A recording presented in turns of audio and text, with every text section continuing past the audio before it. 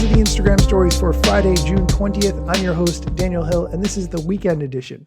Today on the show, we'll hear some updates about YouTube from the CEO, Neil Mohan, who gave a keynote where he shared some updated things that they're working on and some stats about the platform. Additionally, we'll talk about some Threads updates that have to do with the Fediverse and a new feed where you can see all your content from various places around the Fediverse on Threads. Additionally, Ashley Coffey from the Coffey and Code podcast will stop by to share what's new in the world of AI as it relates to social media.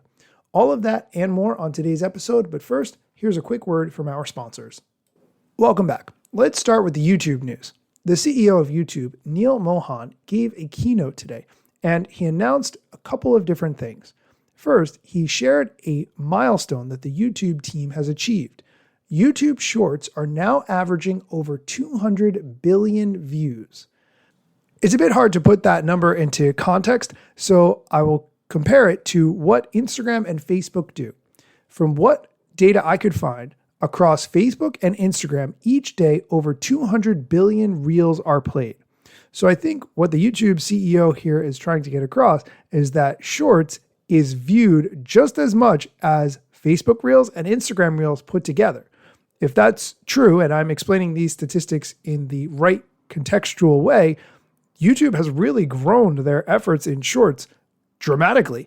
And whatever content you're making on Instagram, TikTok, it is worth putting on YouTube so that people who are watching Shorts have a chance to view it. The CEO of YouTube, Neil Mohan, also made an announcement about Veo. If you're not familiar, Veo is Google's DeepMind video generation model. It lets you create AI-generated backgrounds and video clips for Shorts. Google recently announced the newest model, Veo 3, which vastly improves video quality and incorporates audio. The CEO of YouTube, Neil Mohan, announced that Veo 3 will be coming to YouTube Shorts later this summer. I will, of course, keep you updated as that happens. One thing I want to mention about this keynote was that I was unable to find any video or audio of this talk. If you come across it, please send it to me, but I will link to the blog post from the YouTube team in the show notes so you can check it out for yourself. Let's move on to the Threads news, which has to do with the Fediverse. If you are not familiar, the Fediverse is an interconnected social platform ecosystem based on an open protocol called ActivityPub, which allows you to port your content, data, and followers between networks. So just imagine whatever followers you have on TikTok, Snapchat, Instagram, Facebook, you put them all in a way that they could interoperate and you could post anything from anywhere and all your followers on all those platforms would see it.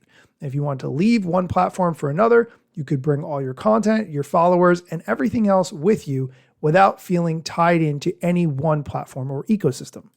Threads has been working on its Fediverse integration, and now if you have Fediverse sharing turned on in Threads, there's a new section at the top of your following feed that takes you to a separate list of posts from people who you follow on Mastodon, Flipboard, or wherever else you've connected your Threads account. Now, it's a separate feed from what you would normally see on Threads, and that is by design. There's a quote from the Meta software engineer, Peter Cottle, who said, quote, "For everything from integrity to user impersonation, just for user understanding, it's nice to have it as a kind of a separate thing," end quote. He also said that in the future, Meta could mix in posts that are on Threads with posts from the Fediverse into the same feed, but he says he's not really sure if that's the right idea. Quote, "There's actually kind of a different use case for Fediverse consumption.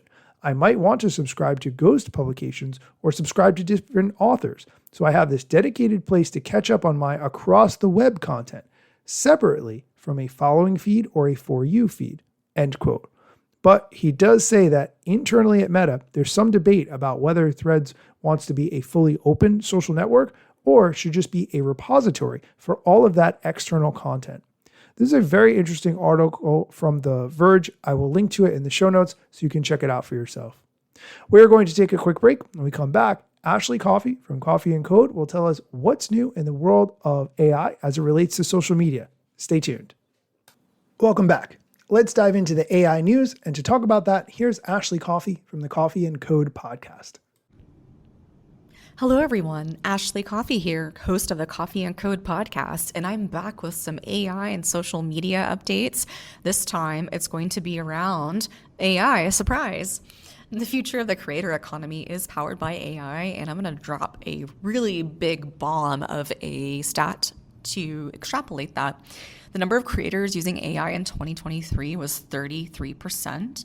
Now in 2025, that number is up to 80%. And that number is coming from a VidCon that's happening actually right now in California. I wish I could have been there, but maybe next time. But this number is coming from Ollie Forsyth. He's the founder of New Economies. And the creator economy, as we know, is relatively new. And predicting how it might develop and shift is tricky, as we've seen in the past, decade. But it's also expected to become a nearly $500 billion industry, making accurate forecasts fundamentally important. So during a recent talk at VidCon that was titled Mapping the Modern Creator Economy, Trends, Tensions, and What Comes Next, there was an argument that the future of the creator economy lies almost entirely in AI. Every creator is going to have to be AI focused, and AI agents will be able to allow creators to be truly flexible and more efficient. It helps them free up time on admin, finances, brand sponsorships, partnerships, marketing, and more, as startups use AI to solve these problems. And one thing that's not really getting enough attention here is just the use of AI avatars for content creation becoming indistinguishable between actual people. So you may have seen some of those videos out there of a guy using a filter to look like a beautiful influencer model, of sharing outfits, but it's really a 60-year-old dude behind a camera and it's not real. So AI is great. Of course, we know that. It is making things more efficient. It is enabling more collaboration, but at the same time, it's also presenting some serious consequences for our future if we don't tackle them now. So that's it for now. Thank you for listening. Go have a great weekend. Make sure you stay hydrated. And thank you again to Daniel Hill for letting me come on the show. This is Ashley Coffey with the Coffee and Code podcast, and I'll see you all next week.